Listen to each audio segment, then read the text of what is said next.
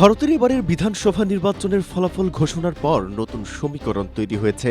গুরুত্বপূর্ণ এই নির্বাচনে কেরালায় বড় ধরনের বিপর্যয়ের মুখে পড়েছে নরেন্দ্র মোদীর দল ভারতীয় জনতা পার্টি বা বিজেপি।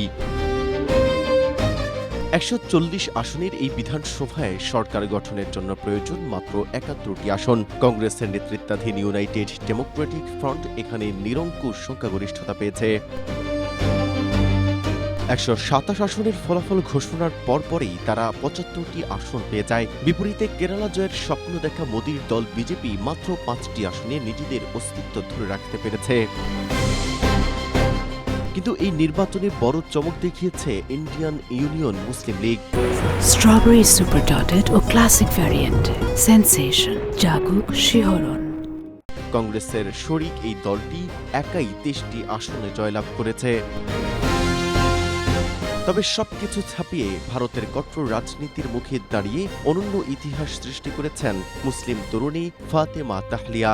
হিজাব পরিহিত মুসলিম নারী হিসেবে সাইবার বুলিং ও কুরুচিপূর্ণ আক্রমণের কড়া জবাব দিয়ে তিনি ছিনিয়ে এনেছেন অভাবনীয় এক জয়। কেরালার রাজনীতিতে বামপন্থীদের দুর্ভেদ্য ঘাঁটি হিসেবে পরিচিত পেরামোব্রা বিধানসভা কেন্দ্রে ভারতের কমিউনিস্ট পার্টির প্রবীণ নেতা রামকৃষ্ণনকে হারিয়ে এই ঐতিহাসিক বিজয় অর্জন করেন ইন্ডিয়ান ইউনিয়ন মুসলিম লীগের এই প্রার্থী।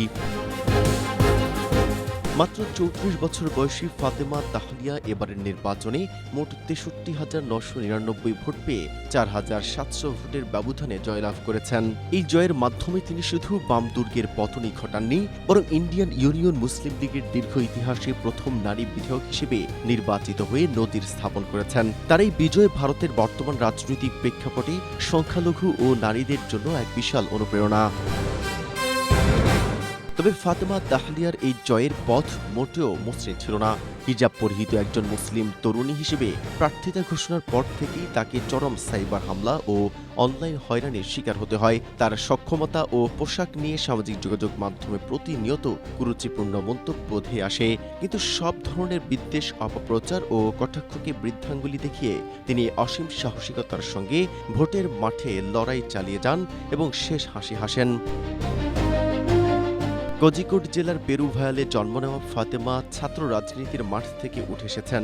মুসলিম স্টুডেন্ট ফেডারেশনের নেতৃত্ব দেওয়ার পর তিনি কোজিকোড কর্পোরেশন কাউন্সিলর হিসেবেও নিজের যোগ্যতা প্রমাণ দিয়েছেন। বর্তমানে তিনি মুসলিম ইউথ লীগের রাজ্য সম্পাদকের দায়িত্বে রয়েছেন। রাজনীতির পাশাপাশি পেশাগত জীবনে তিনি একজন সফল আইনজীবী। কোজিকোড ও ত্রিশূর সরকারি আইন কলেজ থেকে আইন বিষয়ে স্নাতক ও স্নাতকোত্তর শেষে বর্তমানে তিনি কালিকট জেলা আদালতে আইন পেশায় যুক্ত আছেন। মেহেদী হাসান, এশিয়া পোস্ট।